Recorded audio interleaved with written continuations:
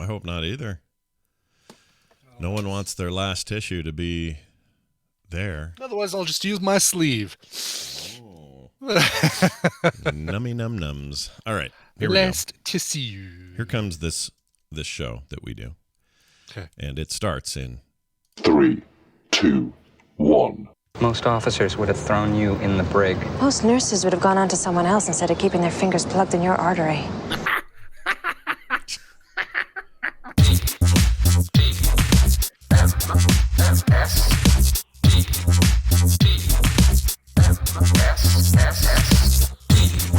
The Morning Stream. Shoving hobos and sucking the cheese since 2011.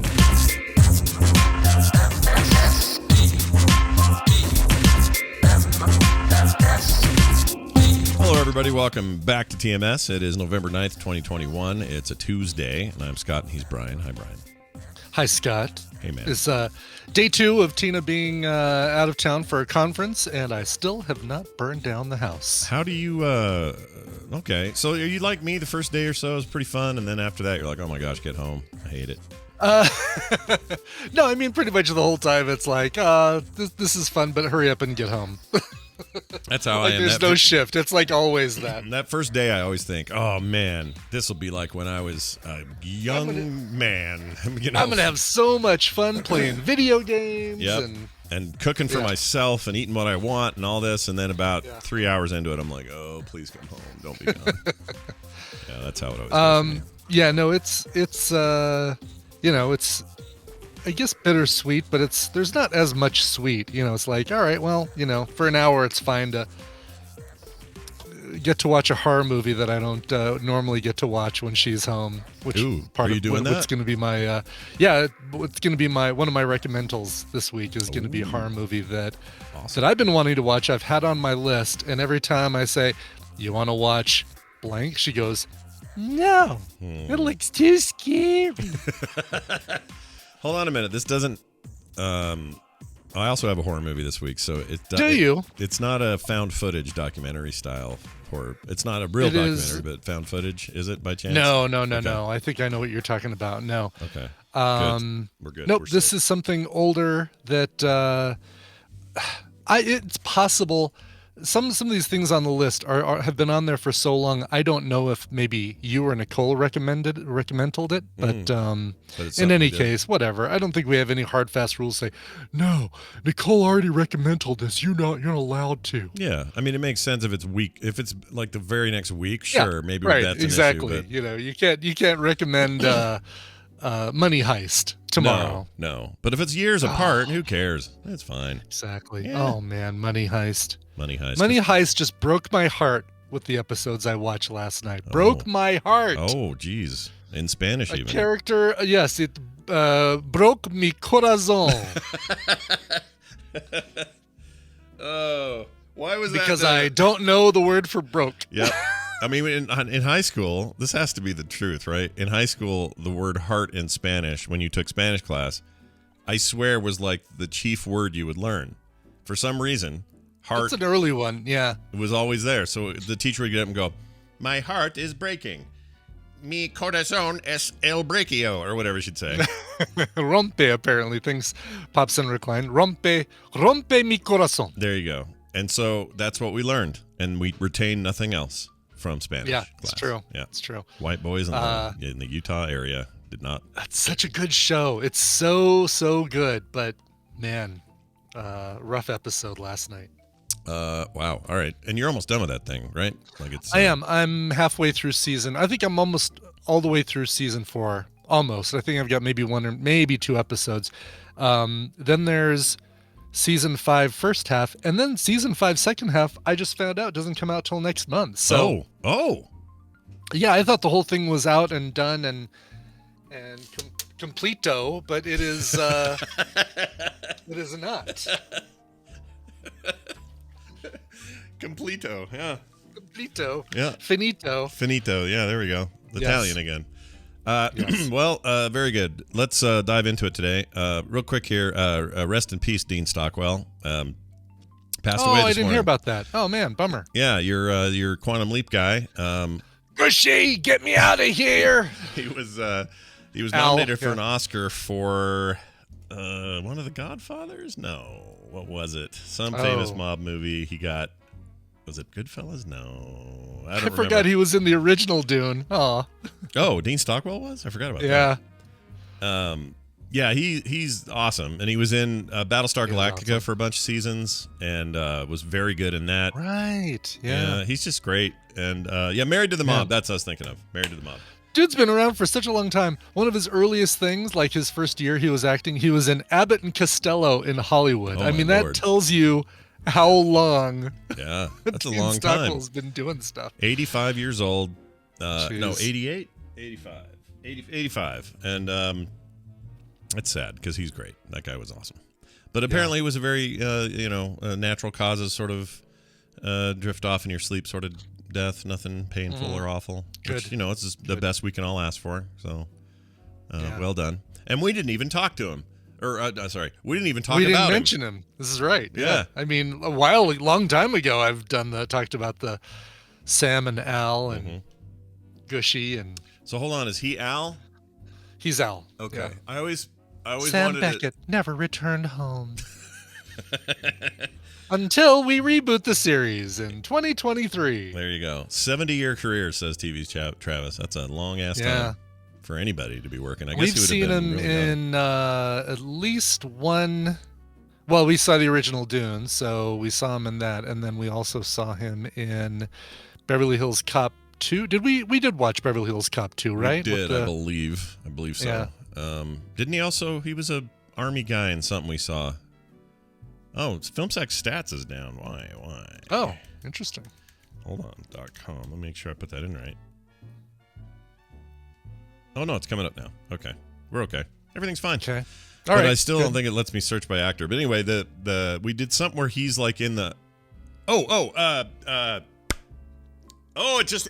just ran past me. He's like the Secretary of State or something, or maybe he's. Oh, really?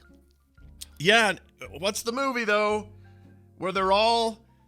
Glenn Close is now the acting president, and he's like in the room, and they're always on the speakerphone hoping for good news. Oh shit! It's a bad disaster. Is it Dave? No, not Dave. Oh, Air Force One. Air Force One. It's I'm Air not Force seeing One. Listed. Oh, there he is. He is in Air Force One. Yep. There you go. Yep. And he was the one that Secretary wanted to, Walter Dean. He wanted to shoot the plane out of the sky, and she was like, "I'm not ready to make that decision," and that whole thing. Yeah. Air Force One. Oh yeah, he was also in The Legend of Billie Jean, which I think we saw. Did we? With both Helen and Christian Slater. Let me see if that's the case, because I don't remember Billie Jean. You don't remember seeing that? Maybe we didn't see that. We should see it. We have not done that one. Looks like Okay. we should. Why not? Let's do it. Put it on the list before someone moves Catwoman. Put it. I've moved Billie Jean. All right. A couple of quick emails at the top of the show, just to because why not? We like to check in with you guys, see what's going on. John G wrote in. He says this is regarding the pot candy conversation we were having. Like, don't careful kid or careful parents. Some Watch people. out. It's not razor blades now, it's pot. Yep. He says, hey guys, just a quick drop in to say that the fear of kids getting pot candy is not really a thing. This is just fear-mongering nonsense like the myth about razor blades and candy that stalked us all in the 80s. No one, literally no one, confuses their weed candy with regular candy. First of all, it's way more expensive. You don't keep it in a candy jar. It is not some kind of special holder in your room or in a special holder in your room, not the kitchen or hidden in a sock drawer. You get way fewer pieces per bag, and it looks nothing like the regular Halloween candy that you would recognize. That part I disagree with, because we looked at the candy wrappers for some of the pot candy, and it looked just like. But were they those are packages? Did we see an actual like? Oh, I see what you're saying. And what we were seeing wasn't like. When you buy Halloween candy, it's fun size this and minis that and that sort of thing. So that's true. Yeah. So I guess you'd have to, but still, if you had a big old bag and you ripped it open, you wouldn't know until you ripped it open, I guess. Right. Then he says you get way fewer pieces per bag. Looks nothing like a regular thing. You'd have to open up the bag that is clearly marked and empty unwrapped gummies into your candy bowl. This never happens, which I seriously doubt it was on purpose, says John G. Yeah, the entire time we were talking about that, the chat room was saying, no, this never happens. It's too expensive. And I was reiterating that in the stream saying, sure, yeah, it's too expensive. It's probably not going to happen. There might be the one situation where somebody's so high, they accidentally give out some weed candy, I imagine there's an unsuspecting mom who said, "Oh, well, here's some candy I can give out for Halloween." Mm-hmm. But this is lovely. She doesn't know it's her husband's secret. But yes, it is. Yeah. It is, as we said on the show. I believe it's sensationalist and yeah. But Shoujo makes a good point once, too. Yeah. I mean, there's always outliers, right? Always going to be an outlier. Always going to be some extreme example. Exactly. But Shoujo says this person acts like all people are responsible. I mean, it's a good point. So you're gonna run into stuff, but this idea that it's like it's an epidemic of huge societal proportions where everyone's giving out pot candy. It's not happening. Mm-hmm. Neither did that razor blade thing. Neither did the Tylenol thing. None of these do. But society likes to panic and then overreact and then overfix, overcorrect. That's what we do. Roman Pa says, "Yeah, I know the difference all the time. So even when you're high, you can tell the difference." Yeah. Then I say you're probably not getting high enough. You're not eating enough of your gummies, sir. Right, exactly, yes. Anyway, people freak out over nothing is the main thing. If I'm going to take recreational marijuana, I certainly want to take enough to where I would not be able to recognize the real stuff from a real, like a fake package of Cheetos from a real package of Cheetos. Part of the reason people do it, though, is they do it because they know people are stupid. And they know they'll believe anything because they're not doing right. They're why not they doing put the these work. articles in? Yes, yeah, exactly. That's why this stuff exists. Like this whole Big Bird, encouraging kids to get vaccinations, acting like it's somehow this insane move, is just disingenuous. In 1976, he did the exact same thing. Big Bird telling kids to get vaccinated. It's been a lifelong thing for stuff like Sesame Street, and it annoys me that people. Because they just won't take 2 seconds to go, oh, I wonder if this is new, and then just look a little. Instead, they go, exactly. I'm so outraged. More than yesterday where I was also outraged. I'll bet at 4 o'clock this afternoon I'll be even outraged. Further outraged. Everyone just calm the F down. Thanks, John G. And here's one from Jeff. Jeff wrote in, says, on blood types. Okay, and we got confirmation from this from Dr. Tolbert. Told us this as well. Yes. Says, FYI, you don't need your own blood type, or you don't need to know your own blood type. If you ever need an emergency transfusion, they'll just give you O negative blood. Everybody can take O negative. It is the universal donor. Most transfusions aren't emergencies, and even if you tell the doctor that what your blood type is, they're just going to check it anyway. So they're just going to check, they're going to do blood work. Which makes sense, yeah. Yeah. Says because what if you told them wrong? Because I would. I don't even know what mine is. I'd probably lay in there and go, that's what he says in the very next sentence, as a matter of fact. Yeah, that's true. So for instance, if you told them your blood type and you're wrong, but they gave you the blood based on that, then you had a reaction, then you would be liable, even though you made the mistake, or they would be. That's the American system we have. I spent 10 years working in the ER as a physician's assistant, and we always get a blood type if it's needed. If we have an old one in the system. Yep, it's redundant, but that's the way it works now. Thanks for the entertainment, Jeff. Cool. Good insight. And universal donor. Tina did confirm for me, by the way, that I am A positive. So my blood is A+. Oh, Brian's a very positive influence. That's right. A+ blood. It got all straight A's in blood class. Boom, in blood class. Some kind of vampire school you went to. I love it. That's right. Chat says I should know this because in Mad Max Fury Road, Max Rockentowski, or however the hell you say his last name, was a universal donor, and said so on his back. They tattooed on his back, and that's why he was the blood bag there. So good point. That would be a fun tattoo, by the way. Like insert and then your blood type here, and just have like a little circle, like it's a little gas tank.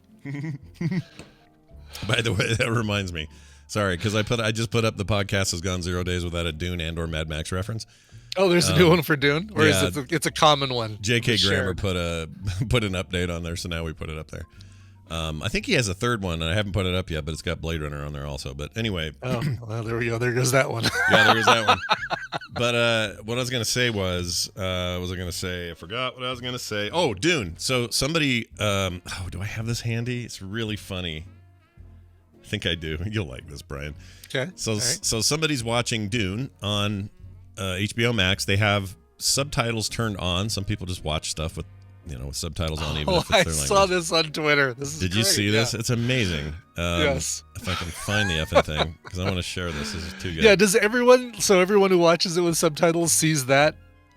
Yes. That subtitle at that point? Because apparently it was some sort of error. Something wrong with the captioning system in the on HBO side. And so here it is, chat. I'll put it up here. It says the headline somebody put on here is Paul's response at the end of Dune always gets me emotional. And so it's Zendaya, and she says, this is only the beginning. And then there's Paul Atreides, and it says, open subtitles, recommends using NordVPN from 6.69 USD per month, osdb.link.vpn. It's really funny. It's even throwing in a VPN recommendation, almost like it's going to play a pop-up ad or something. Yeah, it's too good. It's amazing. Yeah. And it made me laugh really hard. So there's that. All right. Thanks for your emails, guys. We love these. themorningstream@gmail.com. Always happy to get corrections, knowledgeable people in their field. Yes. If you're like, for sure. You're sitting around going, oh, I know a thing or two. They got this wrong, and I want to tell them all about it. That's right. When we're happy to, I don't care, man. Look, if we get something effed, I'm so happy to be corrected. I have no problem with it at all. I have no shame. Okay? Yeah. None. Yeah, exactly. All right, Brian, it's time for this. You need to read this, sir. You need to read it now. All right. Speaking of disaster movies, hey, it's the news, and it's brought to you by Puzzled Pint. Tonight is Puzzle Pint night, so go to puzzlepint.com and see if there is a Puzzle Pint in your area. It's free to attend. You get a big stack of puzzles to do, and you can drink alcoholic drinks while you complete said puzzles. It's a lot of fun. Puzzlepint.com. Very nice. They do not pay for this sponsorship. Oh, not at all. They're just chilling. Puzzle Pint not responsible for the content of this sponsorship. I always like when you go, because then we get to hear what the cool questions were the next day. Yeah, so tonight, the theme puzzle that we got to figure out where Puzzle Pint was going to be tonight is lighthouses. So I don't know if it's going to be like a 7 Wonders of the Ancient World or just stuff lighthouse-centric, or if that even has anything to do with it. So. I get, is it weird that I get a little teary in the song Lighthouse by Nickel Creek? Do you know the song?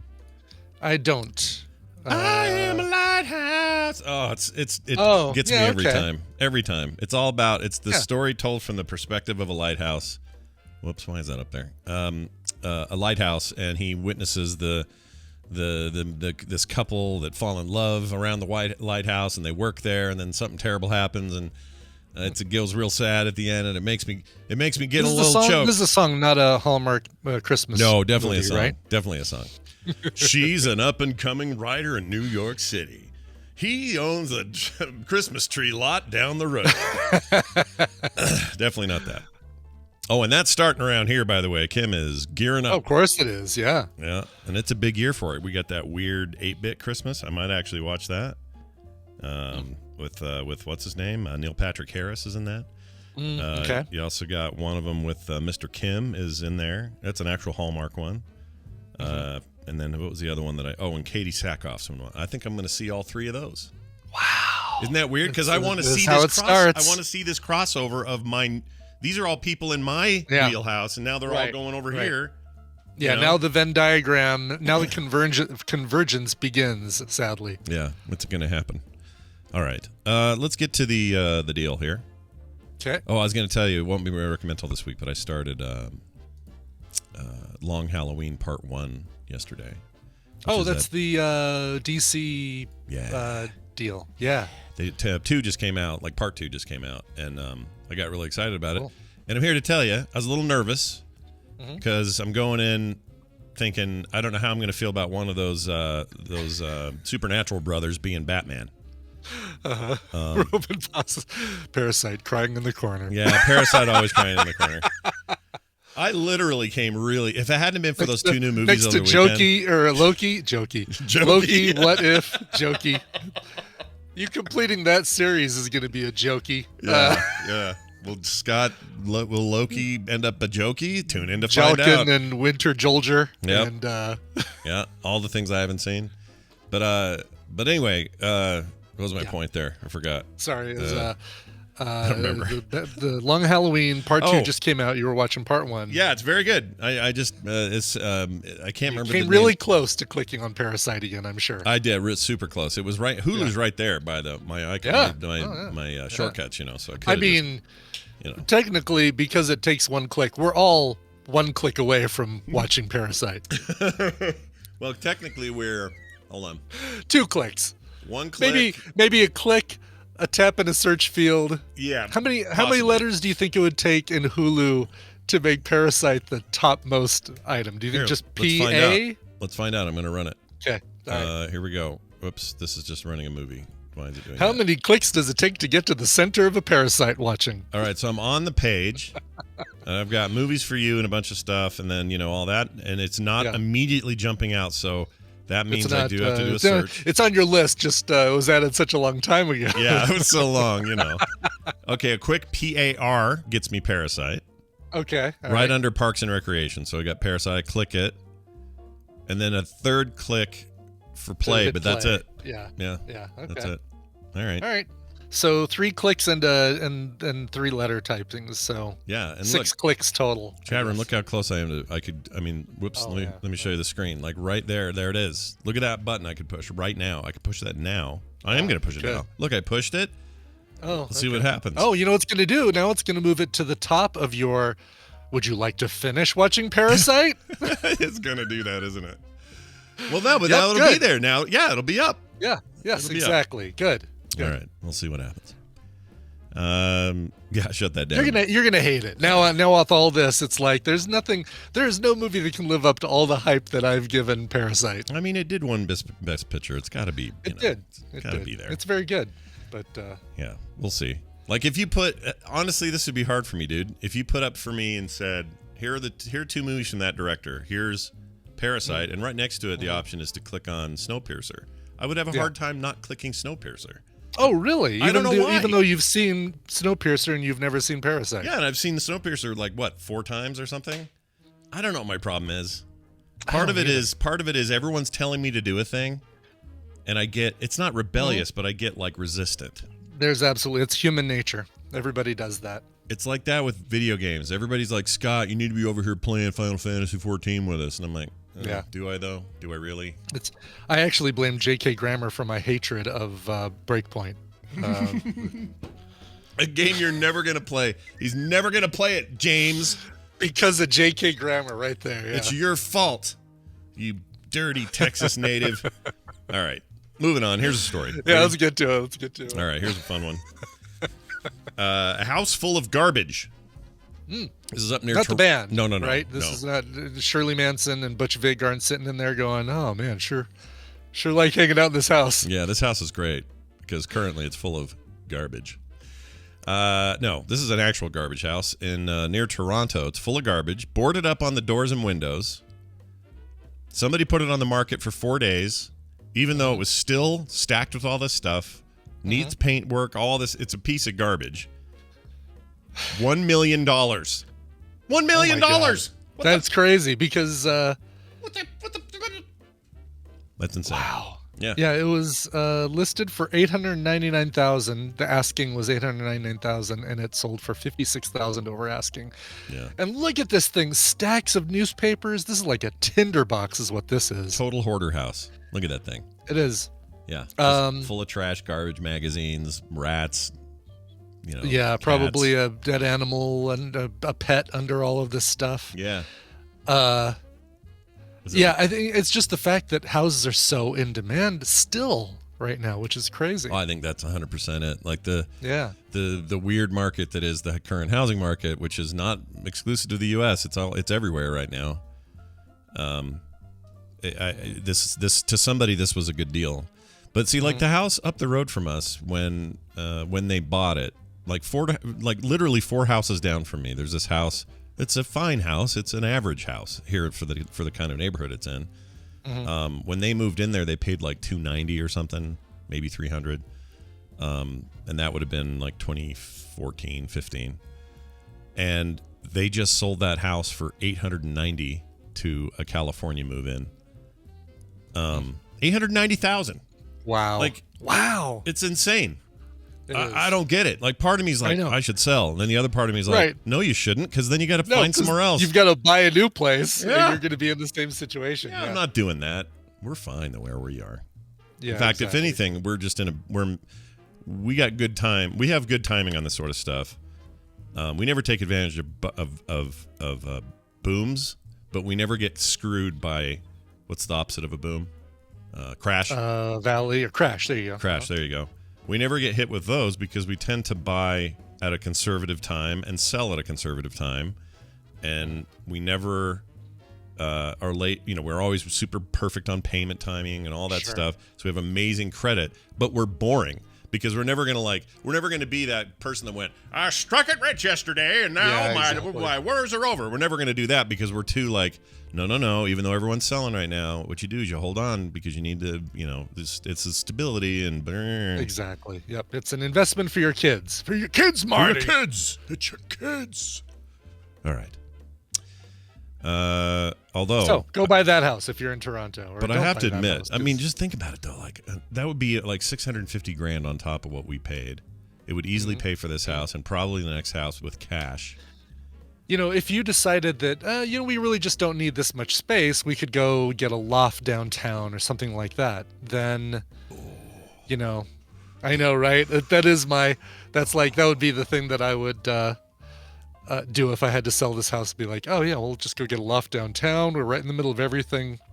I've told you before, I'm all about that. I'm that extreme or I'm on the other end. It's like, give me a farm in the middle of nowhere. Yeah, exactly. Give me a desert trailer and no one ever sees me, or give me a loft downtown. I want one of those. You want the extremes, nothing in the middle. I don't want like partial desert, partial city. Yeah. Problem is these lofts downtown are like $750,000 to $1 million. Yeah. So yeah. I don't think that'll be happening. I know. What you need to do is win like a Frito-Lay drawing to get a new house. Yeah. You get the new house, then you sell the old house, and you make lots of money. Or you sell the new house or whatever. There you sell go. The house, you win. Yeah. That's right. Tune in next week when we'll discuss more. Let's all go into that Frito-Lay drawing. That's how the Simpsons house in Henderson got. That's still there? Still a thing? It's still there, but it doesn't look like the Simpsons house anymore. They repainted it because they didn't want all the tourists driving through the neighborhood. I get it, How about internally though, like the house inside? Did they change all that or? Oh, I don't know. I bet they changed inside and out. You got to leave one room though, right? Because I don't think the new owners really cared as much about the Simpsons as much as the people who won it just wanted to unload it. And I see. And to unload it, they needed to make it look more like the rest of the neighborhood, or else it would be, tourists and stuff like that. This is like this is like Pizza Roof Lady in New Mexico. It's like that, right? She doesn't want to be known. For a while, like when we went there, yeah. She's sitting there in the garage waving at everybody who goes by. But now there's like a big old fence because too many people wanted to see Pizza House. Yeah, or throw a pizza up there in the middle of the night or whatever they were doing. Exactly. Yeah, it's insane. Yeah. All right, well, moving on to this story. The Dutch. You've heard of the Dutch. You're familiar with the Dutch. Yeah. Mm-hmm. Not Dutch, the movie, with... No. That guy. What's his name? Can't think of his name. Al Bundy. Al Bundy, yeah, exactly. That guy. Anyway, he's great. Ed. Not Ed Harris. O'Neill. See, that's Ed the problem. O'Neill. Ed O'Neill. Thank you. Yep. That hurt. That was painful, actually. We got it before the chat, though. That's the important thing. We did. We beat BioCal. Yeah. Boom. So what was I saying? Oh, yeah, Dutch man. A Dutch man was bitten by a snake on a toilet and now has undergone reconstructive surgery. Yeah. Where did he get bitten, Scott? I'm guessing the chode area is what I'm thinking. A man from the Netherlands who had to have reconstructive surgery on his penis. after suffering a bite from a cobra while sitting on the toilet. The otherwise healthy 40. I know, right? A cobra is like, what are you doing? I was just sitting on the toilet playing my flute, and all of a sudden, my toilet is a basket. There was my flute going on. Exactly. It says the otherwise healthy 47-year-old was on vacation in South Africa at a nature reserve when the cobra struck from the toilet and clamped onto his genitalia. According to the details published in the urology case reports, the man waited 3 hours to be transported by helicopter to the nearest trauma center, some 350 kilometers away. After suffering what the medical journal described as the first case of snouted cobra Envenomation. Holy. Yeah. All right. They were responsible for the Master of the Universe cartoons back in the 80s. Envenomation, yeah. You always knew it was them because the logo would go doo-doo-doo or whatever. And that's right. Like, envenomation. Envenomation of the genitals. So the full thing is snouted cobra envenomation of the genitals, unquote. Ugh. During the presumably torturous wait, the victim reported feeling a burning sensation in his genitals. I'm sure, yeah. Yeah. And it burns when I pee. Yeah. And a pain that ascended through his groin to his flank, upper chest, and abdomen. Damn. Oh. Yeah. I don't think I could deal with this. You know what? Wouldn't happen on a plane, Scott. Nope. Well, but yeah, you're right. No. Unless it's the Samuel Jackson plane. Yeah. Remember when the whole internet, that's all they wanted to talk about with that dumb movie back in 2009 or whatever, when that was like the predominant conversation on the internet? Boy, how things have changed. Oh, what a quaint time in our history. Yeah. It doesn't even seem that long ago. It's like no. 10, 11, 12 years ago is all, right? But yeah. Yeah. It's been that long? Yeah. It's been that long. 2009, I think. Well, you know what? Let's test my year knowledge here. Okay. Snakes on a plane year. Let's see if I'm right. I'm wrong. 2006.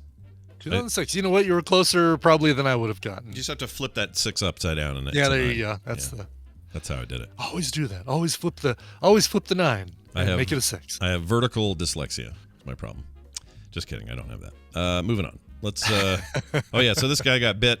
He got transported later. He looks like he's going to be okay, but good. Jeez. I don't know. I would just not.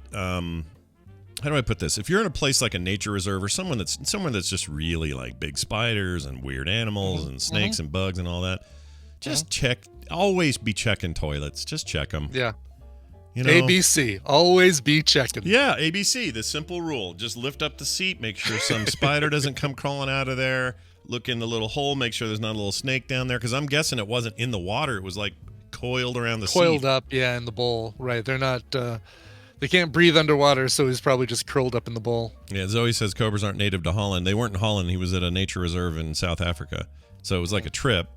And I'm just, even if I go to like St. George, I'm wary of scorpions, and you got to just be thinking of this stuff, man. You don't want to have to check every toilet. No, don't check every toilet. Don't do that. Although I had the spider in my toilet not too long ago. Did I tell you? Oh, wait.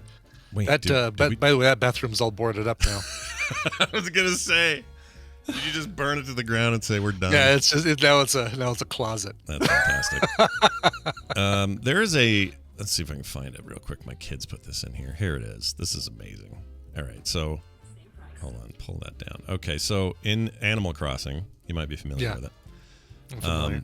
It's there's in the new DLC you can. Oh, that's weird. It's turned upside down. Anyway, in the new DLC, you can you build and design homes for people on these islands, and it's a you meet new people or new animals. That is to say, right. And there's a character called Lionel, but it's like a lion, and he's got gray hair. He might still be living on my island. Yeah. Yeah, you may have Lionel. Others may. Yeah, he may be in the game already. Now it's just like a bunch of animal skeletons on my island, like in 6 feet of weeds. Yeah, that's right. They're eating each other at this point. I wonder who got eaten. Oh no, probably the pig. Yeah. Anyway, says you never have too many toilets when company's over, or you can never have too many toilets when company's over. That's his hint for how to design his house: is fill it with toilets. Yeah, just all toilets all the time. Yeah. And then this morning, somebody showed a image of what looks like a sexual aid. The wand, the happy wand. Is that real? That isn't real. I don't know. I don't know if that's real or not. Listen, after that Bloodsport Redux trailer yesterday, I don't know what's real and what's not. I've given up. The internet's made it impossible to tell. We just don't know anymore. Some of these fan-made trailers are so good, they 100% look real. Oh, here it is. What is the happy wand in Animal Crossing, and how do I get one? Oh, this is real. You just have to build a sharper image on your island. When you guys see that, is that the mushroom wand? Anyway, it is very phallic. It's like a, it's like a ding dong dillio, if you know what I'm saying. Yeah. Huh. I've been playing that game. Gosh dang it. It's up all night going to islands and doing I'm stupid shit. I'm torn because I really enjoyed when I played it during the pandemic back in 2020. Yeah. Oh wait, pandemic's still going on. Darn it! Oh, man, that's the rule then. But I just don't know if I want to get back. I don't know if I want to get back. I understand. It'll pull me back in. I understand. Here's the thing, too, I would say. And you correct me if you think I'm wrong about this. But I think Brian's the kind of gamer that if there are community / cooperative / sort of multiplayer aspects, and in the case of Animal Crossing, visiting each other's island, working with each other on the turnip trade, all that kind of stuff. That is Brian's jam.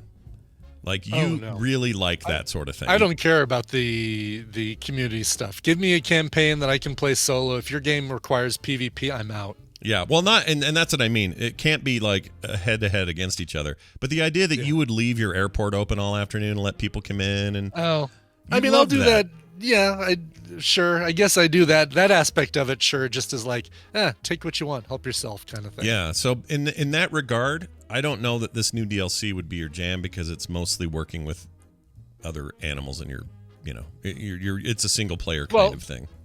Yeah, which kind of is my jam. Like that's I don't want to be relying on other people to help me complete a task or like visit 11 people's islands to get advance to the next chapter or something like that. I don't want to have to do that. I actually this Marvel Future Revolution thing that I'm playing, if there's any sort of play Dimension Duel, go into the Dark Zone, which are all areas where you interact with other players, some PvP, some not. It's like, no, I don't ever want this. I don't want it. I feel you. Have you tried out the new Niantic thing, the Pikmin Bloom thing? Pikmin? Yeah. I installed it. I did the first day of like, oh, look at that. I got a new thing. I'll plug them into the ground. And I haven't done anything since. Although the notifications keep telling me, you've walked 14.8 miles. Maybe you want to, I don't know, hatch some of these Pikmin. It says on there, let's see, grow your Pikmin, make flowers bloom, and keep track of your most precious memories, all through the simple act of walking. Yeah. Oh, that's adorable. Adorable. It's like Pokemon without the catching or the battling or the raids or anything like that. It's like, not really your jam. Well, they canceled their... And journaling. It's journaling with critters. They announced this week or last week they canceled the Harry Potter Unite thing. Yeah, it's going to end in December or January from what I hear, which is a bummer. I know a lot of people who moved to that, left Pokemon Go and moved to Wizards Unite, and I'm kind of sad for them because I know they really enjoyed that. There clearly weren't enough people, I guess, I would assume. Mm-hmm. But what was the other? They also canceled something else. Niantic had something else they canceled. I forgot now. Oh, really? Yeah, it was a similar thing, right? Don't know what else they had. Yeah. Heathcliff was the Heathcliff game wasn't them, right? Oh, the Catan game, right? KT Dage is right. Oh, which never came out, did it? No. They had some limited, AR. Limited market stuff, but it never came here. So it was one of those things you could probably sign up in New Zealand or something and play, but probably. Yeah. I wanted to see what that was like. I was seriously curious. Really curious about that. But Ingra's still going, so they kept that alive. So, but what I think happened probably is Nintendo bellied up and said, "Hey, you want to do a deal on this Pikmin deal? We're already doing great with the Pokemon Company and all this. You want to do this?" And they said, "Yeah, hang on a second. Let us dump these other two things and do that." I think that's what happened. Yeah, right, probably. All right. We don't have the server space. Sure, we can make server space. The server space Ashiato. There you go. Ashiato. That's actually my Starbucks order. Oh, it was a caramel macchiato. Do you get a Mecca Grande or whatever they call it? What's it called? I get an Ariana Grande. Or some other bunny-haired girl? Right. I don't know. Lately, I just go there for the grounds, Scott. I just go there for the grounds. You just go there for the grounds and read it for the articles. I understand. I do. That's right. Accio. That's probably what I meant. It's, I haven't read the books or anything like that in such a long time on the Harry Potter stuff. So whatever. Sure. It's been a long time too for me. And also, I don't know. She's a little weird right now. It feels like they're all. That entire franchise is just sort of suffering from what dumb thing is she going to say, and I don't know. Exactly. Bumming me out. Yeah. California parents sue after getting another couple's embryo. Oh no. Oh no. The funny thing is they were just at an Arby's. Yeah. Ordered some potato cakes. Yeah, ma'am, this is Arby's drive up, he says to her. Ma'am, this is an embryo. I asked for the beef and cheddar combo, number 3. And this isn't that. This is an embryo. Was I supposed to get an embryo? Just take it, please. Move up to the thing. Well, 2 California couples this is crazy, actually. This story goes places. 2 couples gave birth to each other's babies after a mix-up at a fertility clinic that spent months raising children. These couples spent months raising these children that weren't theirs before swapping the infants. That's weird. That's a weird thing. This is like the setup to a 80s comedy. Big time. Switched at birth. Yep, big time. And these kids were, months old. Does it say exactly how many months? Looks like they were both born in 2019. So these kids are Van's age. A couple of years, yeah. Holy cow. 20, almost 3, I would think.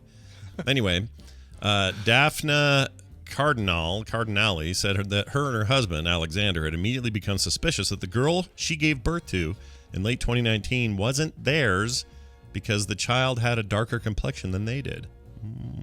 A little bit of the old... Probably led to a little questioning on Dad's part, too. Yeah, Alexander's like, wait a minute.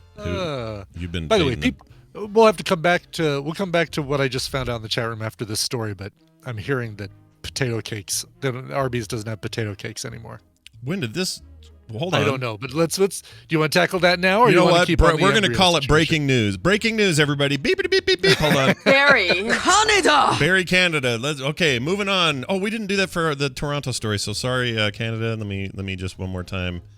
Why is my mouse not working? Hold on a second. 1, 2, 3. Okay, my mouse just lost its freaking mind. There it is. All right, Canada. Sorry, we love you guys. I just wanted to make that mention. Okay, why? Why no potato cakes? Arby's is discontinuing their potato cakes, and do we have a date? Did this already happen? Man. Thrillist. Arby's. Oh, as of May 25th, Arby's has discontinued its potato cakes. Some people online have said they're still on the menu at their local shop. You can see them on the fast food chain's online menu, but they aren't going to be around for long. Let me see if it's on. Yeah, I don't see them on the current online menu, so no more potato cakes. They don't have the cordon bleu either. It says that's been a long time, though. I mean, has that been a while? I don't remember. Yeah, it's been a while. They got pretty good gyros. Yeah, the gyros are good, and I still like their French dip, but yeah. Oh, did I tell you? They don't sell a bag of salads, so I can't go there anymore. I forgot to tell you this.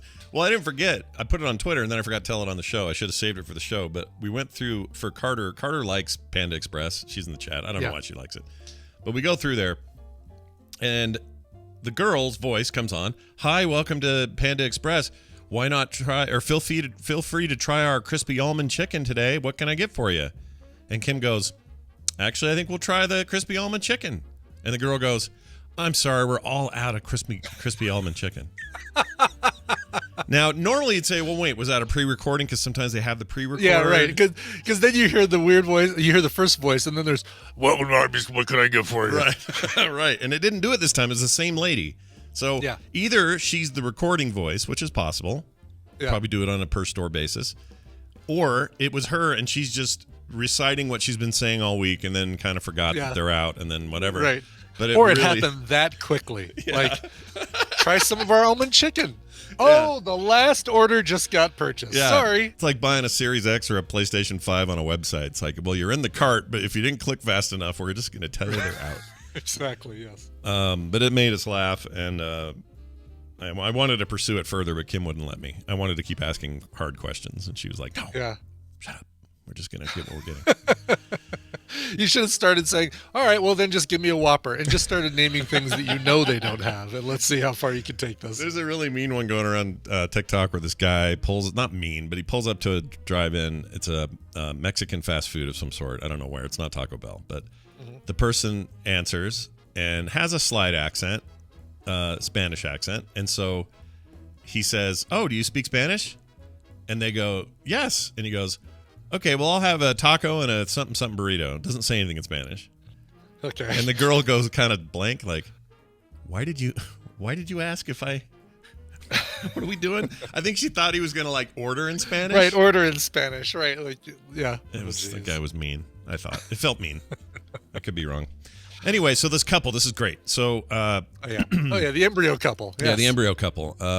They had these suspicions, and she was overwhelmed, she says, by feelings of fear, betrayal, anger, and heartbreak during a news conference when her husband announced a lawsuit. "I was robbed with the ability to carry my own child. I never had the opportunity to grow and bond with her during pregnancy. To feel her kick." Their complaint accuses the Los Angeles-based California Center of Reproductive Health, or the CCRH, and its owner, Dr. Ellen Moore, of medical malpractice, breach of contract, negligence, and fraud, and demands a jury trial and seeks unspecified damages. If that was you, this was you, and you found out that your even a few-month-old kid, let's say 5-6 that would be the kid. tricky part, right? Because this isn't even switched at birth. This is switched pre-birth, well before birth. Yeah, embryo. Well, wait. No, wait. Yes. Yes. Like they switched it in vitro fertilization. They got a fertilized egg from like they got her fertilized, or they got her egg, fertilized it, and then accidentally gave the embryo that was growing to another, like basically swapped them. And the sucky bit is that you probably formed bonds and connections with this kid. Yeah, with yours. Right, with the child you technically gave birth to. Yeah. So the only way this turns out happy, in my opinion, is if these kids get to hang out sometime during their lifetime. Oh yeah, with each other. There you go. Yeah. That's probably the. You know. Although, boy, would you be like, oh man, the Jackson's kid is so much nicer than ours. He could have been ours. We shouldn't have shook that tree. We should have just kept the one we had.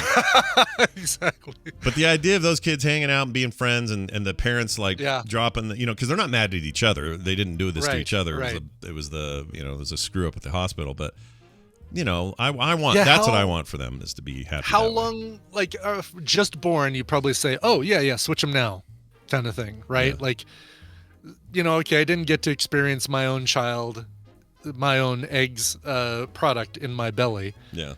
But 2 years, it's like, no, we'll just keep the one we've got. It's like Circuit City getting your computer wrong. Yeah. That's all right. I'll just keep it. I've been using it for 2 years. It's totally I'm fine. used to it now.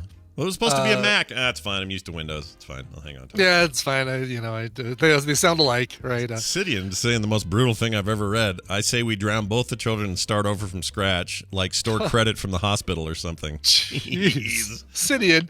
Are you really Dice Tomato using Sidian's avatar chat name? He's Insidian. Yes. It really is. I didn't order a Whopper, but I'll eat it anyway. Yeah, that's exactly. Anyway. Yeah. So what would be the cutoff where you'd say, you know what, we'll just raise the child we've got? Like, just born, you'd probably say, yeah, switch. Before we get too attached to the opposite child. I feel like a year, maybe. I mean, I don't know, dude. The problem is this. It's like, at the end of the day, your job as a parent is to take this infant, soon-to-be toddler, soon-to-be child, soon-to-be young person, eventually a regular functioning human in society. Your job is to raise them to the best of your ability. Uh-huh. And where the egg or the sperm came from is not irrelevant, but it's not all that relevant. You're really just talking about an opportunity to nurture. There's no actual value in the blood connection that we assign to it. I mean, I think it's impossible for us to separate ourselves from that. I'm not actually saying this is even possible for people to feel this way, but it does seem like, people adopt all the time, but they do that under the auspices of, yes, we're adopting. We know that. Yeah, we know that we're adopting. We know this child isn't ours, as opposed to, the child we thought was ours is not really ours, even though it gestated in my belly for however long. And Claire's right. There are genetics involved, but genetics doesn't mean that there's a bunch of surprises. Genetics means you have a different genetic makeup. Okay, well, you get checked, and they say, oh, I don't know. Like at this point, you'd know that the mistake was made, but you've stuck with the kid you've got. So if you find out the other family has a history of something, well, then you prepare for that, and you know. Right. If it were the Royals, it would make a bigger difference. But I think. But even then, they're not part of the true genetic line. They're all inbred anyway over there, right? Aren't they all like? That's the story anyway. Yeah. Aren't their eyes a little too close together or something like that? Someone's got like a third nipple on their back. Jeez, the Queen's got like a hand on her hip or something. Something weird. Yeah. All right. Do you think she wakes up in the night and yells Philip now because she misses him? I don't know. She probably does. I mean, they were all in separate rooms on different wings of the Buckingham Palace. So. That's true. They were never together. They were together long enough to poop out Big Ear Joe to make a Charles. Yeah, to make a Charles. I believe tonight is the night we'll make a Charles, and then we're done. Let's make a Chuck. Philip, you stay on the other side of the castle. Philip. That's right. All right. Moving on to taking a break. We're taking a break now. Okay. All right. When we come back, Bill Duran will be here. It's time to learn all about the maker world and find out what he's been up to and see maybe if it'll inspire some of you at home on what you might want to make next.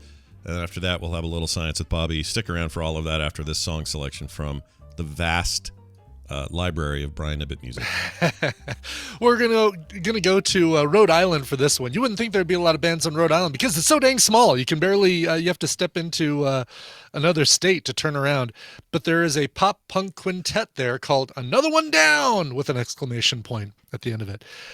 These guys definitely inspired by bands like The Offspring and Bad Religion, Blink 182, Sum 41, 5 Seconds of Summer. Just other bands with numbers in their names.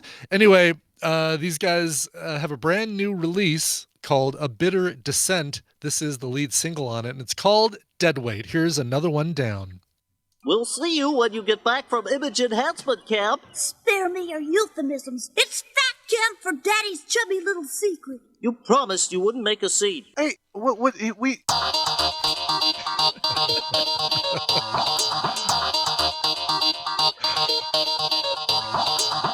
As Shakespeare said, "Shit happens." This is the morning stream.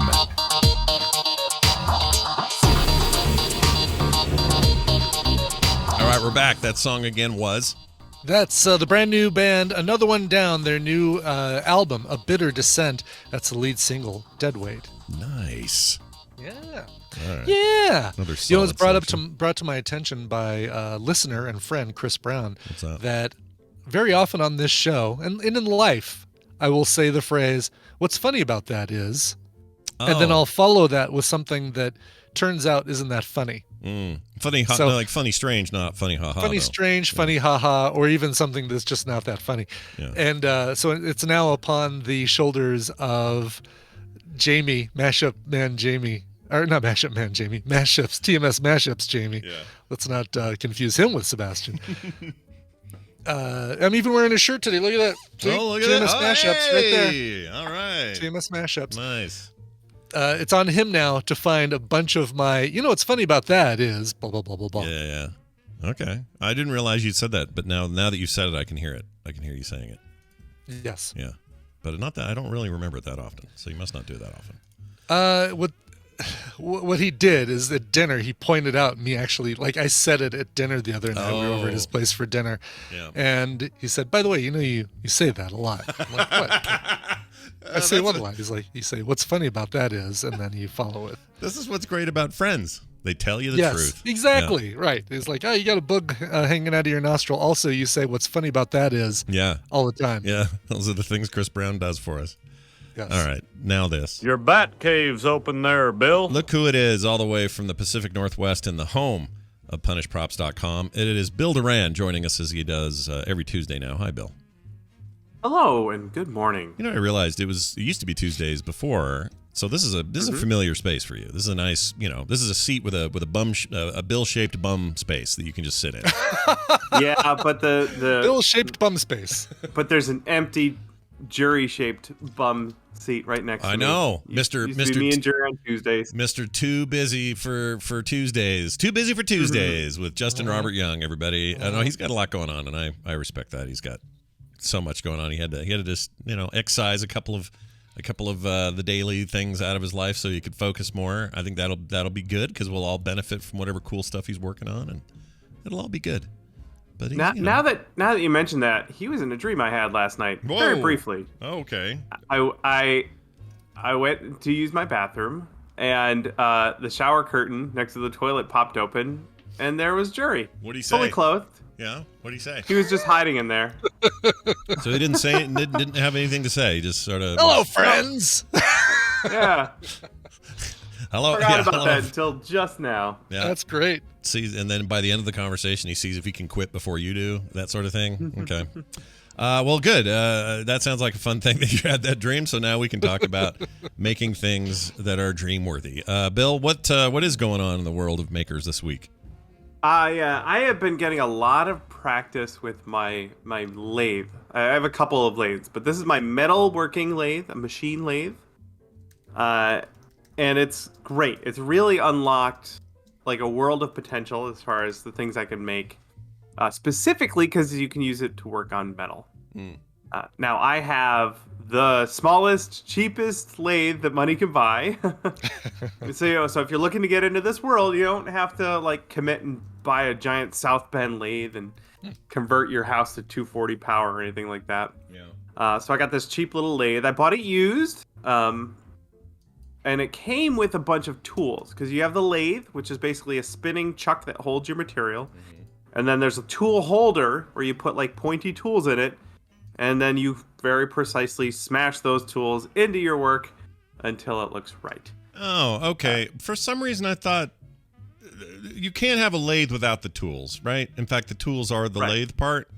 Well, the lathe is really just like a thing that holds a piece of material and spins it in a concentric circle. Okay.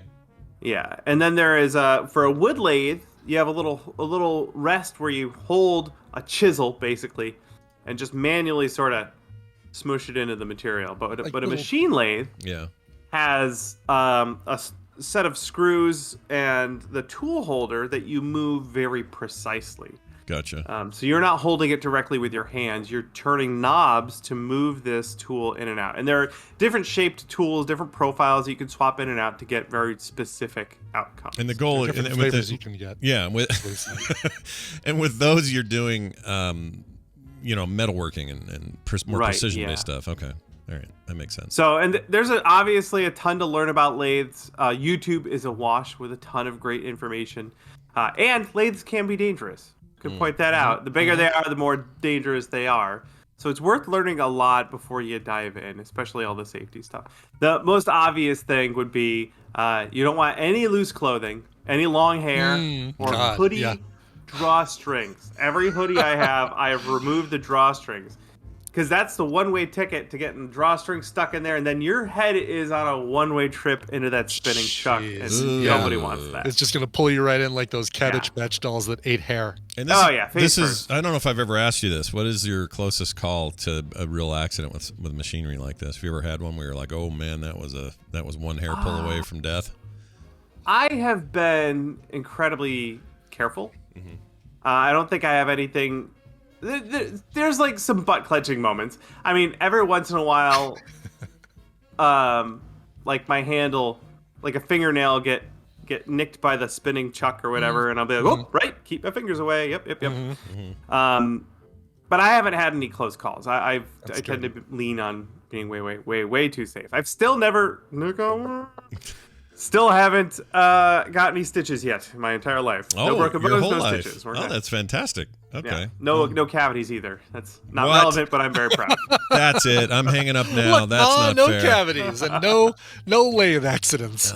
Yes. Dirty bastard. I wish I was you. That's great. Although, No, you know what? I did have to have part of my tooth glued back on because my brother hit me in the mouth with the golf club. Jeez. Yeah, but it was your twin, and it's almost like you did it to yourself. So it's true. Shame on you. Yeah, shame on you. So the lathe, like, if you don't want to go buy a lathe, then you have to make a cylinder smaller. You can just put it in a drill, like a power drill, and then use a rotary tool in the other hand. And you can do some very rudimentary lathe work that way. Basically, just shaping a piece of wood or whatever. Right. And that kind of gets the idea across. Yeah. But the lathe, in general, it takes cylinders and it makes them smaller. Chair legs. In a very precise manner. Yeah. Yes. With those designs and whatever. Do you use them for like trying to think of an example of something you might make, like a lightsaber. Oh yeah, handle. that is the first example I was going to go for because it's so obvious. It's hilt. Yeah. Cylinders of different diameters, right? That's basically what a lightsaber is. Yeah. And the main reason why I'm just in love with this machine is because I can manipulate metal. Yeah, metal. I use a lot of brass, aluminum, and even steel on this. Even this little baby lathe I have can work on steel. Does that make you a metallurgist or just a dude what plays with his lathe? I think machinist would be the word, but I would hesitate to call myself a machinist yet. Sure. Yeah, because you got to lose a ton of weight. Yeah, to be a machinist. Yeah. Oh, that's right. What a weird movie. Nice dig. That's good. You can obviously a metal lathe. You can use softer materials too, wood, plastic, all that sort of stuff. Sure. Now I use mine mostly for making prop stuff. Again, lightsabers, the obvious choice. And I recently made a lightsaber, and I use that lathe. Yeah, I'll bet. Came in very handy. Yeah. Have you? Is there any particular brand of, like, should you watch out for certain brands of these things? Are they all kind of the same? You know. So the little one that I have, if you look up mini lathe on YouTube, you'll find a bunch of videos about it. Yeah. There are a bunch of different brands that make basically the same thing. Micromark sells one. You can get one at Harbor Freight. I don't know what brand mine is. But there's a bunch of them, and they all are basically the same thing. They're all basically pretty okay. They're cheap, but they'll get the job done, especially for smaller projects. Yeah, and I assume you can get them anywhere. Go to any place. And before you go buy one, look on Craigslist, look on Facebook Marketplace, because it's the sort of thing that people get rid of. And like I said before, they need it for one project. They do that project, then it's like, oh, what am I gonna do with this damn thing? I'm gonna use this so much, and then it sits on the shelf for 5 years. Sure. Like I said, I got mine used, and it came with a bunch of tooling, which is really handy. Because when you're getting started, you generally don't know what you need. So mine came with a bunch of extra stuff. And then as I use it, as I learn what other things I need to do the specific tasks that I want to do. So actually, last week I learned a lot on my lathe. I learned that I'm really bad at sharpening the tools and bits. I'm just very bad at it. So you can buy, instead of tools that you have to sharpen, you can buy tools that have, where the pointy part is removable. It's got a little carbide insert that you remove. So I just bought a crap load of those and threw away my sharpener because then cheaper just to replace it than to sharpen it. Yeah, so that's what I'm all about. But that's me, and I had to learn that over. I've had this thing for years now, and I've sort of learned that over time. I used it to make I made a Hellboy bullet, the big giant bullets for the Samaritan. I made one out of brass and aluminum. Oh, right. Yeah, remember that. Yeah, and a little project like that is a perfect example of something that you could pretty much only make on a lathe. And I am currently making a pair of Ghostbusters Ecto goggles. Ooh. So it's got the lenses. I believe for the prop in the movie, they made those out of microscope parts. But I just made didn't know the that. lens That's awesome. Parts. So they have to be. The point of those is they're long, right? They're kind of extended out from your face or whatever. Yeah. Those are cool. So I got some aluminum bar stock and made myself some lenses. It's got knobs all over it, some funky cool knobs with neat knurling on it there, and I made all of those from scratch out of aluminum. It's very satisfying. It's the kind of work that I'm really, really into. It takes a while. You have to be very precise. You got to be safe. But the end result, when it comes out like exactly the way you want it to, so good. These look complicated. I'm looking at just even toy versions of those goggles, and they don't. Oh that yeah, looks like yeah. a hard one. It's the kind of project where like a few days into it, you're like, wow, this is a lot more than I thought it was gonna be. Yeah. Yeah. Honey, I'm selling the lathe. Get it up on Facebook Marketplace. Well done. This looks like loads of fun. I want to mess with a lathe. My dad used to have one. When he passed away, I don't know who took it, but someone took it and sold it, and I would have loved to have kept it, but it was gone. That was it. Very nice. If you guys want to follow, of course, all the machinations of what Bill does with these tools and what comes out the other end, check out punishprops.com. Hey, Bill, do you have a bonus link for us this week? Do I ever? All right. The folks over at Hacksmith, the YouTube channel Hacksmith, they've been making a full-size, very real power loader from Aliens. Oh, wow. Full size. What? Oh, yeah. And they have just finished it. There's a whole series I've linked to the last video they did. It's the most legitimate thing I've ever seen. Oh, my gosh. It works? Like, functions? Yeah. It's built off of a cat, what would you call it? I don't know, a piece of machinery that drives around. So it doesn't have legs. It rolls around on tank treads. Yeah. Okay. Got the two big clampy looking arm things. It's all run on hydraulics and stuff. Oh my gosh. It's just bananas. They've been working on it for 3 years and it's finally done.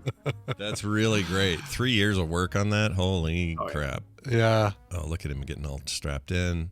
This makes me and the clamp looks like they've got like soft things in the clamp, so it can pick up like a person in an alien costume and not really crush them.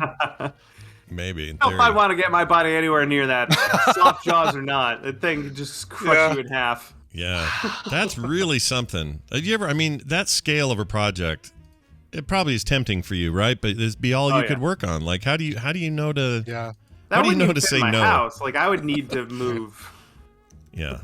Yeah, right? Joysticks. Look at that. Oh, my God. Yeah. But you also have to get this voice down. Bitch! Yeah, I have to be able to say that. I had that handy. That's part of it. Well, very nice. Go check that out, you guys. Again, that is Hacksmith Industries on YouTube. And you can watch this get built and watch the dude move around in it, which is freaking me out slightly. All right. Hey, Bill. That's it. Hey, Chinbeard on Twitter, you guys. Follow him there and check out his channel and check out his stuff. Bill, we'll see you next week. Alrighty, bye. See you, Bill. It's pretty rad. That is really cool. Oh, they went to a junkyard. They're like picking up cars or crunching the windows and stuff. Yeah, pretty cool. Bitch! Cool. Carter, we think Carter's in the chat. She still needs to see Aliens. She's never seen it. She keeps avoiding. Really? She keeps avoiding movie night with me. I'm like, Carter, come on now, let's go, let's get it done. Oh. We need to make that happen. All right. What now? Oh, I know. Bobby. Hold on, here we go. I didn't realize we have two people on Tuesdays that both have King of the Hill character names.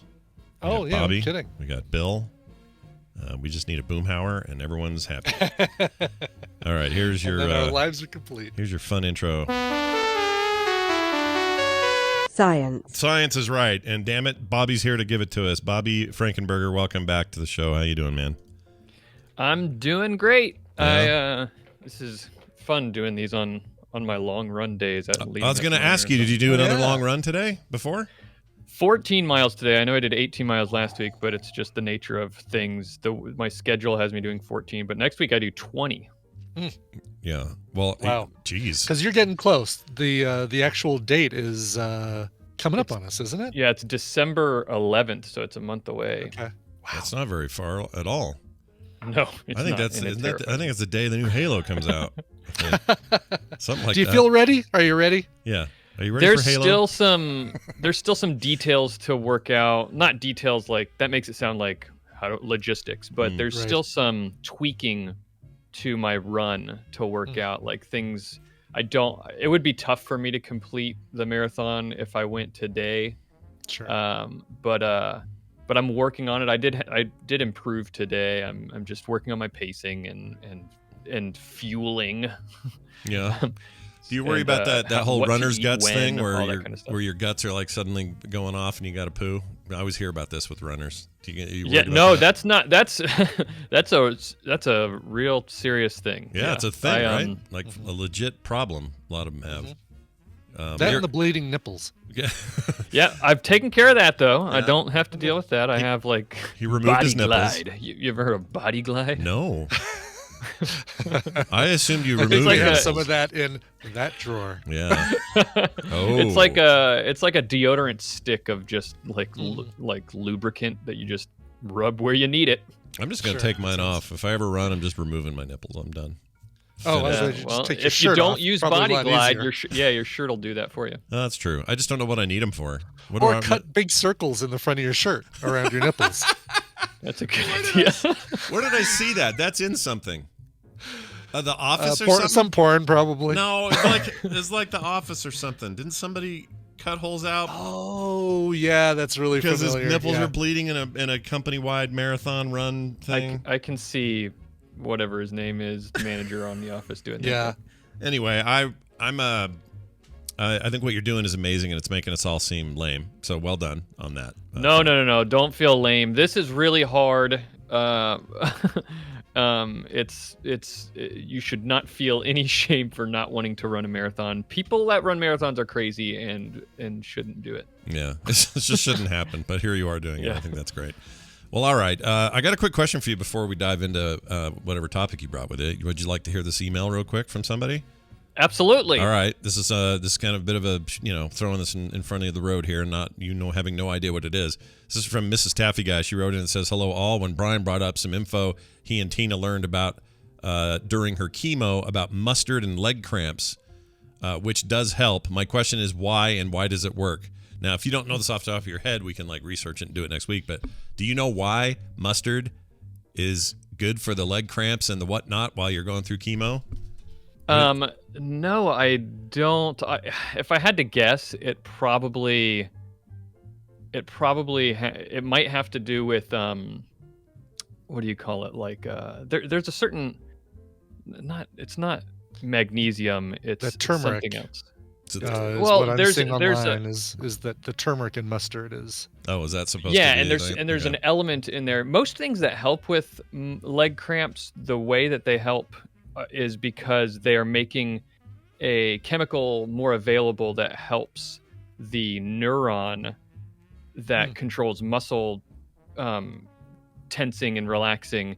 They make something more available to make it so that your muscle will let go again. So I think a lot about cramping because I run, right? Whenever cramping happens, what a cramp literally is your muscle has decided to flex and it's contracting to do its thing. And then in a normal functioning muscle, when it does its thing normally, that's caused because an action potential, which is just the signal that travels down your neuron. The action potential goes, it changes things, and then some chemical is pumped back into the neuron. The name of it is I can't think of off the top of my head is the only thing. And anyway, I think it's potassium actually. Okay. But anyway, potassium is used to go into the neuron to let it allow the muscle to relax. But when that doesn't happen, when there's not enough potassium available, your muscle won't relax, and so that's what a cramp is. Yeah. And there may be other reasons why cramping happens, though. So the short answer is I don't know, but I will find out. I'll let you know next week. Okay, we'll have a fuller picture. The idea. My point is, if I go get a yellow thing of mustard and go right into my mouth, I shouldn't do that until I've heard back on this issue. Yes, please don't do it until you hear whether or not it's good for your cramps. Okay. Yeah. Tally corrected me. It's not. It's the other way. It's sodium in potassium out, so it's not potassium. Oh, okay. Well, there you go. Potassium, I know, is always. Someone always says potassium, but that's not a wives' tale. But the potassium in a banana is supposed to be good for your cramps. or your headaches or whatever, right? Or I've heard that before. I've heard that before too. I've not looked into whether it's true or not though. But you're not supposed to jam it up your butt, is what I learned. This is correct. Yes. Yeah. Don't do that. Peeled or otherwise. Peeled or otherwise, I've learned both ways. I don't shame people for what they do. So. No, you don't. Well, thank you. I appreciate it. I don't feel judged. Whichever condiment you want to use is okay it's by fine with us. you. You use it. Look, if you got mustard and you're using it for vegetables or fruit or whatever. Right, exactly. You be you. We'll be us. All right. Hey, Bobby, what'd you actually bring along with you today? I saw something interesting in the news that is very related to science and medical science, but I got to ask you a question first. Go. All right. Are either of you interested in donating your body to science? This is not a sales pitch, by the way. 100%. What's it going to take to put you into an organ donor vehicle? 100% they can take me, no problem. Same here. Yep, I don't care. Use me for whatever pieces, parts you need. So what if, a couple of follow-up questions. What if your body was not going to be used in a lab or by students? Instead, how would they use it? Well, how would it be used? Is it for a Weekend at Bernie's sequel that I don't know about? What if it's just being dissected, but it's in like a theater type setting with an audience? That's fine. I don't care. When I'm dead, you can do whatever you want with me. Like, take me out, put me in that traveling museum where everyone's muscles are on the outside and they're all petrified bodies. I don't care. It doesn't matter. Yeah, didn't I just hear about this somewhere where somebody did that and people paid thousands of dollars to watch somebody get dissected? Well, that might be the news story. Is that where you're going? That I'm leading to, because what happened was there was a man who donated his body to science. His wife was seeing to that, making sure that it happened, and it turned out that a company had his body at an event to do like a public dissection for like demonstration purposes, and sold tickets to it for as much as $500. Yeah. And a ticket, and this lady whose husband's body was supposed to be donated for science is none too pleased about it. This is not what I signed up for. Right. So it got me thinking about that, and I wondered if this is something that happens, and I started looking into, because I was curious, how do you donate your body to science, and what actually happens afterwards? Like, everybody just talks about it like it's just a thing you do. Right, you just do. Yeah. How did, I would think that if you earmark your body and say, or you put it on your driver's license that, I'm an organ donor, donate my body to science, that there's some sort of, like it goes to somebody specific that all funeral homes have an arrangement with, or maybe the hospitals or whatever, crematoriums. It's dealt with, and then the rest of the stuff comes back to the funeral home, the crematorium, whatever, for if you want to be cremated or have a casket or whatever. But I figure that there's always it goes to somebody official before it just gets put on the open market for somebody to buy up and say, I'm going to charge $500 a ticket for dissecting at the Oriental Theater.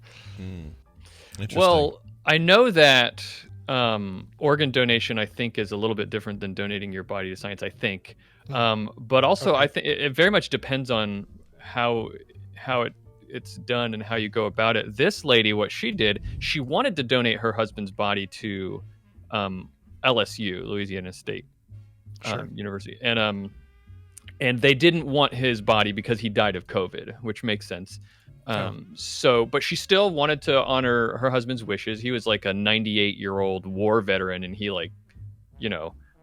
at the end had always said, like, this would be my one last act of patriotism, to donate my body to science. So she found a company out of southern Nevada called MedEd Labs, and she gave it to them. She donated it to them. I assume the Ed is for education and not a dude named Ed. Just dude named Ed. Yeah. I want it to be that. It's owned by MedEd. I'm Mad Ed. I'm Mad Ed. Well, it might be, because apparently they sold the body to another company, to deathscience.org. Death science. Who then held a quote oddities and curiosities event in Portland, Oregon, with this guy's body and sold tickets to it. Wow. And apparently this happens a lot. There are things called body brokers that people donate bodies to, and then they get sold to other places, and people make a profit off of this. And I think I had no idea. I'm seeing a lot of people well, LSU did not sell the body. Dice Tomato asked and said, LSU sold the body? ? No. LSU never got the body. She wanted to give it to a university, and she couldn't because they wouldn't take it. Yeah. It's funny because we actually went to. Oh, there we go. I did it. See, it's funny. I said it right there. So it's funny because. Oh, you did do it. Now, I just did it. I just caught myself doing it. Yeah. We went to the Curiosity. This is funny because it's coincidental. We just went to that Curiosities and Oddities Expo when it passed through Colorado, and they did have a stage set up in the back. All we got was just some dude picking up heavy weights with his nipples, but we could have had somebody actually dissecting a human body. Although we really just paid $20 to be there. I don't think we paid $500. So yeah, that's a lot to pay. So the problem with all this is that the market for cadavers is I guess the proper term. The market is completely unregulated. There's no federal laws regulating the sale of cadavers or parts. It's a state by state thing, right? Like different states do different things, I would assume. Yeah, so there are a couple of states, very few states that have laws governing who can operate businesses that perform the dissections. But it varies widely from state to state, if there are any regulations at all. Basically, it seems like anybody can do this. I think in Nevada, there's like it seems like anybody can do this, because the articles that I read, a lot of the like exposés that were done all came from Nevada. Go figure. Yeah. But and a lot of people compare this to grave robbers from the 19th century. Oh, like sure. It's just modern day, because people back then would dig up bodies out of graves and then do the same thing with them, pass them around, sell them, hold events to dissect bodies or that documentary Frankenstein is all about that. Yeah. I've never seen it. I'll have to check it out. Is it on Netflix? You have to check that one out. Yeah, it's on Netflix, that documentary Frankenstein. Yeah, the Frankenstein documentary. I was in so when I was in college, we did trips up to the university medical center, and they would have cadavers that I assume were, I don't know, maybe they were homeless and unaccounted for, or maybe they had consented to this. So now that we talk about this, sure, they were on the up and up. I always assumed so. Where it was at, yeah. But we'd go up there and they would lay cadavers or parts of cadavers out in front of us, and that's where we'd like draw muscle structure and like bone, muscle, tissue, and it was kind of gross for a lot of us. I thought it was fascinating. I loved doing it. But they, I remember we did a full, what was it, thigh dissection, something. Anyway, this guy had his leg all flayed open, and we were supposed to like figure out muscle structure and how they attach to femur and all of that. And at the time, I remember thinking, I'll be this guy. This is fine. I'll do this. Rip me open and draw me. That sounds great. But I don't care. Like, my kids can decide, I guess, what they want to do when I go. But it's fine. Lay me out. Let me help somebody further their cool career, or learn how to do anatomy, or find out why my heart is purple, or whatever it is. Go for it. Yeah, you're not gonna like funeral stuff and all that. That's not for you anyway, right? That's for the people that are right. Unless Betty Crocker's involved. Yeah, good point. Someone in the chat says that seems like overkill for a drawing course. Well, it wasn't a course. It was like one day of that unit. We went up there and drew bodies that were already out for medical study stuff. They weren't like doing it just for the art. Right. They were like, they had I'll never forget this. They had a vat of heads. Oh, geez, really? Yeah, great big, and it all smelled like it's like hardcore formaldehyde in there. But they had a big round steel, I don't know what, with just heads in there. And I don't know why. I don't know why. I don't know why they had just heads. Because you don't just leave them out. Got to put them somewhere. Got to put them somewhere, Scott. To this day, I remember really? that That's being crazy. really freaky, and no one could really explain it to me, and we moved past it to go to the other part of the thing, but that was a long time ago. This is like 91 or something, 92. Anyway. Yeah. So I just thought all of that was fascinating. I'd never even thought about it before. So admittedly, I did a very shallow dive into this kind of topic. Just I thought it would be interesting to bring up and talk about. But I wanted to cover it on the next episode of the podcast that we record. And so what I'm going to ask is, because there are several people either correcting me in the chat or telling me that they know a lot about it. If you do, I would absolutely love anybody in the chat or anybody who listens to this afterward. If you do know about this kind of thing, about body brokers and cadavers and donation to science and everything, email me at contact@allaroundscience.com. Give me as much information as you have, because I would love to talk about this on the show. And I when I do the podcast proper, All Around Science, I like to get as much of the details right as I can. So. Oh yeah, of course, yeah. And we're never going to. Obviously, there'll be things on this show where we get something slightly wrong, but we love having people write in and let us know. So that's awesome. Yeah. Well, very cool. So yeah, take my body. I'm good. Whatever. Don't care. My body. My body. I have no vanity about that. I don't know if that's weird or not, but I just leave me enough for my brownie mix. Is all. Yeah, Scott just says. enough for exactly. And all you need for that, Brian, is like a hand or something. You don't need all of me. You just take a hand or a couple fingers, dry those out, mash them into your brownie mix, feed it to old people. All you need. Yeah, all my needs are met. But honestly, I don't understand. Can we dry out your hand like jerky style and shave it into the brownie? Totally. Absolutely. Okay. Yeah, put cheese grater in there, whatever, man. I don't care. Make me a fine powder. Turn me into a fine, refined. What's the coffee that's the real refined stuff? But really caffeinated. Just espresso. Espresso? Yeah. Okay. Find that kind of powdery, almost like powdered sugar consistency. I want to be like that finely ground up, and then put me in brownies. I'm ready. Yep. All right. Always a pleasure. Don't forget, All Around Science is a podcast, and it's great, and Bobby hosts it, and it's great. So you should check it out. Bobby, tell people where to get it and what you're talking about next.